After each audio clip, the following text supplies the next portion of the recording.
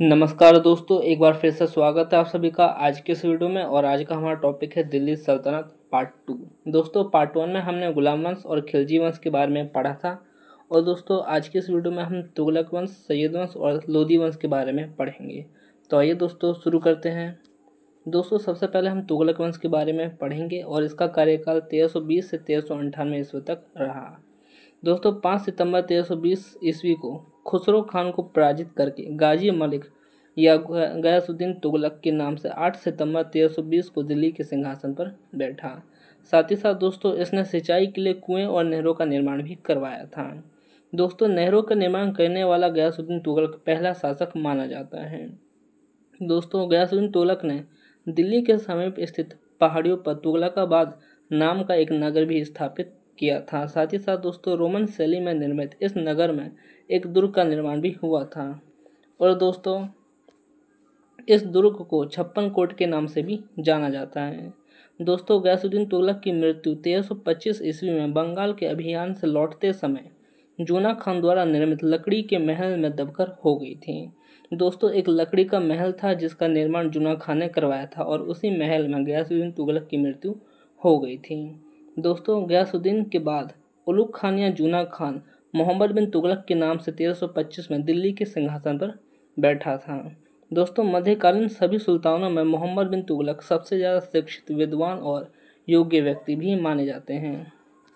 दोस्तों मोहम्मद बिन तुगलक द्वारा 4 योजनाएं चलाई गई थी, जिनमें से दोआब क्षेत्र में कर वृद्धि जो कि 1 वर्ष तक रहा था, 1326 से 1327 ईस्वी तक। दोस्तों राजधानी परिवर्तन, सांकेतिक मुद्रा का प्रचलन भी मोहम्मद बिन तुगलक ने किया था। साथ ही साथ खुरासान और कराची का अभियान भी मोहम्मद बिन तुगलक ने ही किया था। दोस्तों मोहम्मद बिन तुगलक को स्वप्नशील, पागल और रक्त पिपासु भी कहा जाता है। मोहम्मद बिन तुगलक ने दोस्तों कृषि के विकास के लिए अमीर एक कोही नामक विभाग की स्थापना की थी। और दोस्तों मोहम्मद बिन तुगलक ने अपनी राजधानी दिल्ली से देवगिरी में स्थानांतरित कर और इसका नाम दौलताबाद रखा था। दोस्तों सांकेतिक मुद्रा के अंतर्गत मोहम्मद बिन तुगलक ने कांसा और तांबा के सिक्के चलाए थे। एडवर्ड थॉमस ने मोहम्मद बिन तुगलक को दोस्तों प्रिंस ऑफ मनियास की संज्ञा दी थी।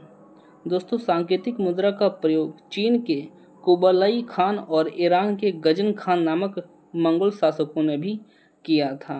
साथ ही साथ दोस्तों अफ्रीकी मोरक्को यानी कि इब्न बतूता जो कि मोरक्को का यात्री है, जो कि मोरक्को देश वर्तमान में अफ्रीका में है। दोस्तों 1333 ईस्वी में भारत आया और सुल्तान ने इसे दिल्ली का गाजी नियुक्त कर दिया था, काजी। दोस्तों मोहम्मद बिन तुगलक ने इब्न बतूता को दिल्ली का काजी नियुक्त कर दिया था। दोस्तों इब्न बतूता की पुस्तक है जिसका नाम है रहला।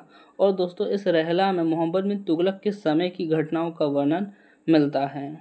दोस्तों मोहम्मद बिन तुगलक के समय जिया नक्शबी पहला व्यक्ति था जिसने संस्कृत कथाओं की एक श्रृंखला का फारसी में अनुवाद किया था।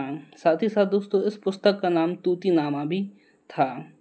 दोस्तों मोहम्मद बिन तुगलक की मृत्यु 20 मार्च 1351 को सिंध जाते समय थट्टा के निकट गोडाल में हो गई थी।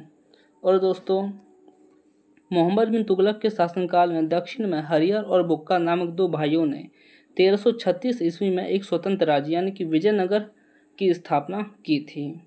महाराष्ट्र में अलाउद्दीन बहमन शाह ने 1347 में स्वतंत्र बहमनी राज्य की स्थापना की थी। बहमनी राज्य की स्थापना दोस्तों बहमन शाह ने ही की थी।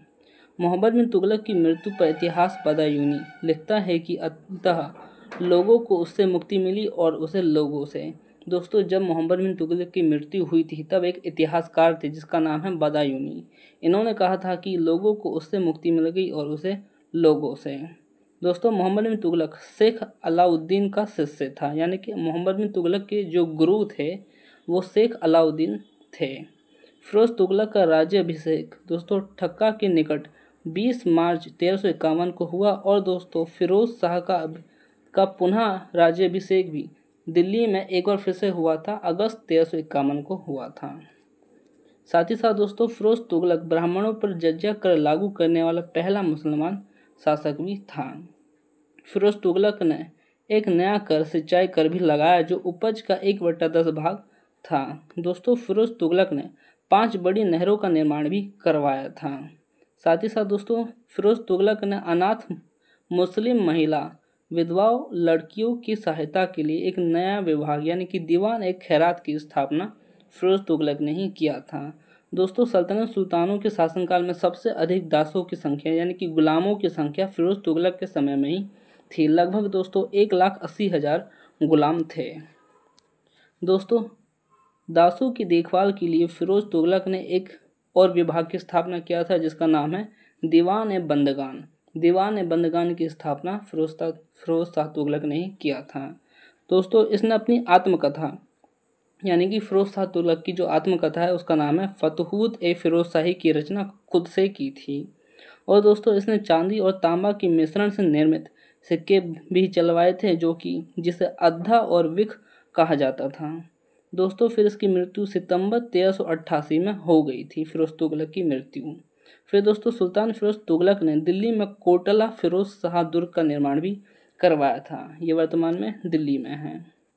दोस्तों तुगलक वंश का अंतिम शासक यानी कि अंतिम सुल्तान नासिरुद्दीन महमूद तुगलक था। और दोस्तों तैमुरलंग ने सुल्तान नासिरुद्दीन महमूद तुगलक के समय में 1398 ईस्वी में दिल्ली पर आक्रमण किया था। दोस्तों अब हम सैयद वंश के बारे में पढ़ेंगे। इसका कार्यकाल 1414 ईस्वी से 1451 ईस्वी तक रहा था।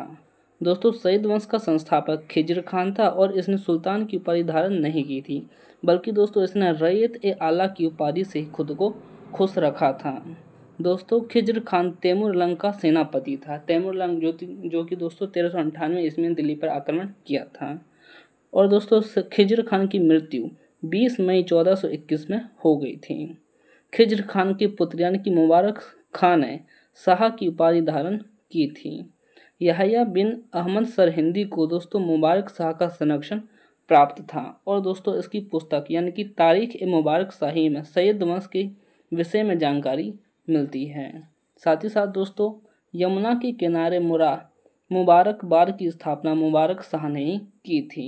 साथ ही साथ दोस्तों सैयद वंश का अंतिम सुल्तान अलाउद्दीन आलम शाह था। और दोस्तों सैयद वंश ने लगभग दोस्तों 37 वर्षों तक शासन किया था दिल्ली पर। अब दोस्तों हम लोधी वंश के बारे में भी समझ लेते हैं। लोधी वंश का संस्थापक दोस्तों बहलोल लोधी था और वह 19 अप्रैल 1451 को बहलोल शाह गाजी की उपाधि से दिल्ली के सिंहासन पर बैठा। साथ ही साथ दोस्तों दिल्ली पर प्रथम अफगान राज्य की स्थापना का श्रेय भी बहलोल लोधी को दिया जाता है। दोस्तों बहलोल लोधी ने बहलोल सिक्के चलवाए। बहलोल सिक्के दोस्तों बहलोल लोधी ने ही चलवाए थे। वह अपने सरदारों को मकसद ए अली कहकर पुकारता था। दोस्तों बहलोल लोधी का पुत्र यानी कि निजाम खां 17 जुलाई 1489 ईस्वी में सुल्तान सिकंदर शाह की उपाधि से दिल्ली के सिंहासन पर बैठा। साथ ही साथ दोस्तों 1504 ईस्वी में सिकंदर लोधी ने आगरा शहर की स्थापना की थी। वर्तमान में दोस्तों जो यूपी में आगरा शहर है उसकी स्थापना सिकंदर लोधी ने ही की थी। दोस्तों भूमि के लिए मापन के प्रमाणिक पैमाने गजे सिकंदरी का प्रचलन भी सिकंदर लोधी ने ही किया था। दोस्तों भूमि नापने की एक कला थी जिसे गजे सिकंदरी कहा जाता है। इसका प्रचलन दोस्तों सिकंदर लोधी ने ही किया था। सिकंदर लोधी ने आगरा को अपनी राजधानी बनाई। और दोस्तों गले की बीमारी के कारण सिकंदर लोधी की मृत्यु 21 नवंबर 1517 ईस्वी को हो गई थी। और दोस्तों इसी दिन इसका पुत्र यानी कि इब्राहिम शाह की उपाधि से धारण करके आगरा के सिंहासन पर बैठा था। साथ ही साथ दोस्तों दिल्ली के सुल्तानों में सिकंदर लोधी प्रथम सुल्तान था जो हिंदुओं के त्योहार खासकर दोस्तों होली में भाग लेता था। यानी कि दोस्तों सिकंदर लोधी जो थे वो होली के त्यौहार में भाग लेते थे। दोस्तों दिल्ली की मोठ मस्जिद यानी कि मोठ मस्जिद सिकंदर लोधी के प्रधानमंत्री यानी कि मियाँ भोइया ने 1505 में बनवाई थी। दोस्तों दिल्ली में एक मोठ मस्जिद है जिसका निर्माण मियाँ भोइया ने करवाया था। साथ ही साथ दोस्तों 21 अप्रैल 1526 ईस्वी को पानीपत का प्रथम युद्ध जो कि इब्राहिम लोधी और बाबर के बीच में हुआ था, जिसमें इब्राहिम लोधी पराजित हो गए थे और बाबर जीत गए थे। दोस्तों बाबर को भारत पर आक्रमण के लिए निमंत्रण पंजाब के शासक यानी कि दौलत खान लोधी और इब्राहिम लोधी की चाचा यानी कि आलम खान ने दिया था। दोस्तों अगर आप सभी को इसका PDF चाहिए तो टेलीग्राम पर मिल जाएगा। टेलीग्राम का लिंक मैंने डिस्क्रिप्शन में दे दिया है। अगर वीडियो अच्छी लगी हो तो लाइक शेयर सब्सक्राइब ज़रूर करें। आज के लिए इतना ही, मिलते हैं नेक्स्ट वीडियो में।